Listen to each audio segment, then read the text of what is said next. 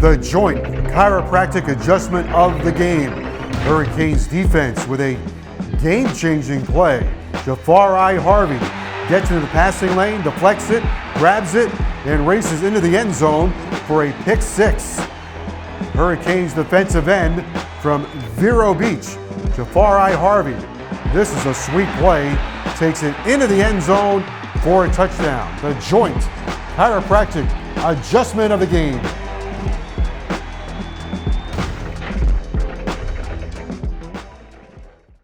Welcome back to the show, everybody. Joe Zagacki, Don Bailey Jr., and we are now joined by Josh Darrow, podcaster and sideline reporter, as Miami gets ready to play North Carolina State on Saturday at Hard Rock Stadium. 7:30 kickoff. State comes in 5-1, ranked 18th in the country.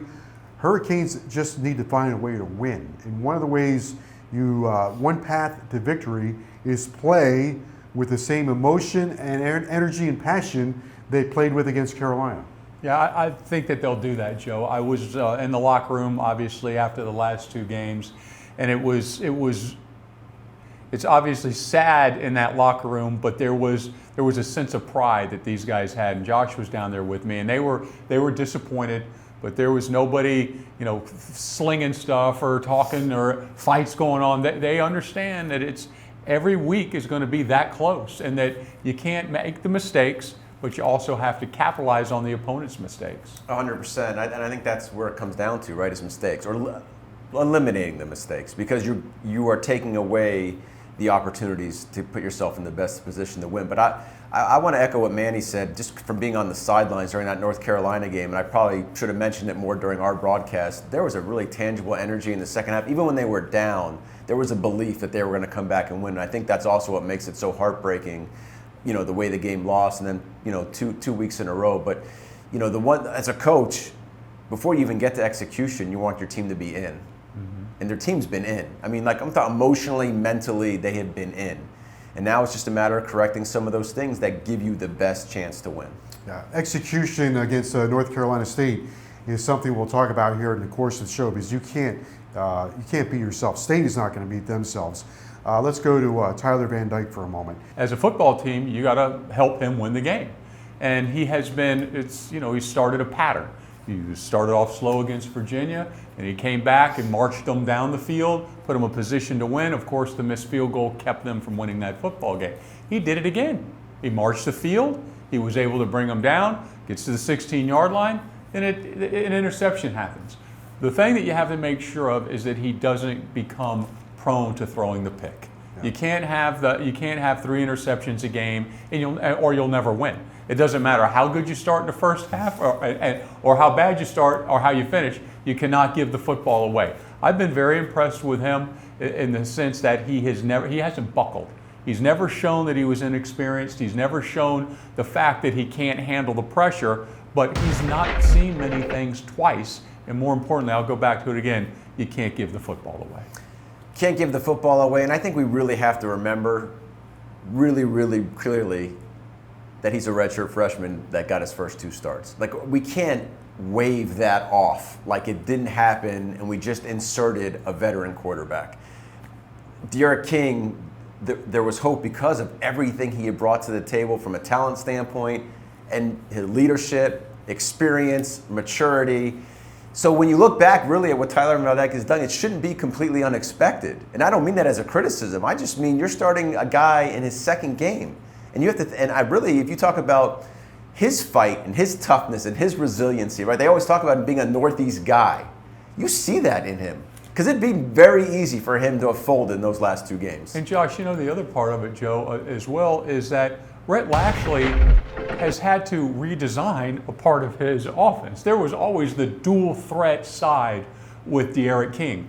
There we have a quarterback that can run, he can produce things, but he is not going to ever be labeled the dual threat quarterback. Oh, no, he's a straight line runner. Yeah, he's a straight line runner, is exactly right. But when you think about having to go in and now you knew what D'Eriq King can do, you knew how to build around it, now you have to sit back and reevaluate how can we win football games and accentuate everybody around Tyler Van Dyke's talent. I feel like he's better when desperation starts to set into the game.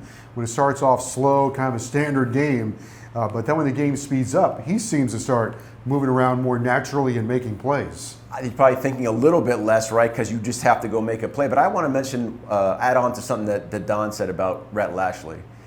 And I want to make this point, because to watch him after each possession during the game, to really watch how he's masterfully managing Tyler Van Dyke's mind. Because it takes a lot as a coach not to yell and not to scream and not to be frustrated. And he also is very mindful of his quarterback that is making his second start. And to watch him converse with his quarterback, not yell or scream, but to talk with his quarterback and understand and ask, what did you see? Let's talk through the plays. And to keep his quarterback focused in the game. I think, obviously you don't see, it's hard to see from your guys' vantage point, but to watch him on the sideline to ensure that he also doesn't lose his quarterback, I think has really been a gift. What I saw from Rhett Lashley on Saturday against North Carolina, I was really impressed about how he really was able to massage his quarterback through that game and keep him going and moving from one possession to the next and instilling that belief in him so that his quarterback had a chance to make those plays at the end. Okay, we'll move rapidly through this one. Jalen Knighton, 19 touches, 167 yards a week ago, 3 touchdowns. I've been waiting for this kind of performance, this kind of player for the University of Miami. This is the kind of performance, the kind of threat you need in college football today. Somebody that can be multidimensional and give you quick scores. I'm interested to see how he matures into this role, because he was one of the guys up until this point. Today, he's the man. And when you're the man, it's a different deal. When you're the man, you got to win the football game. When you're the man, you got to make the short yardage play. When you're the man, you got to get up after getting hit. And there's not really anybody behind you. Nope. You know, so you're going to learn a lot about Jalen Knighton. It's time for him, in my opinion, to capitalize on this opportunity, because that's what it is. He had the opportunity at the Duke game last year, and now he's got an opportunity to be the man, the Edger and James, and the guys that have come along through this pass, and you've seen how they've grabbed that position and taken hold of it. Yeah, so when you said everything, right, it's taking contact, it's getting up. We always say about running backs earn their opportunity, not really from running the football, but blitz pickup, pass protection, because that's all part of it, especially if everyone has to play better around their quarterback. But the thing I love about Jalen Knighton, and we all know this, right, is, to Joe's point, I'm a guy who subscribes to trying to make the game easy. So when you can take a swing pass, put one foot in the ground, and lose the defensive back and sprint 60 yards to the house, that makes the game easy. It also reduces margin for error. You don't have to worry about driving 8 to 10 plays down the field. Is there going to be a pick? Is there going to be a missed assignment? You can put it in a guy's hands like that has the ability to house one, and that's a special quality, and hopefully will help give that offense a little bit of that ignition that it could use. Okay, Miami and North Carolina State on Saturday, 7:30, Hard Rock Stadium. We will continue on the show right after this. The school bus. The Zach wagon. Wally. No matter what you call your car or why you're letting it go, AutoNation will buy it, and you don't have to buy one from us. We're paying top dollar right now. So go to AutoNation.com or come see us for a super easy appraisal.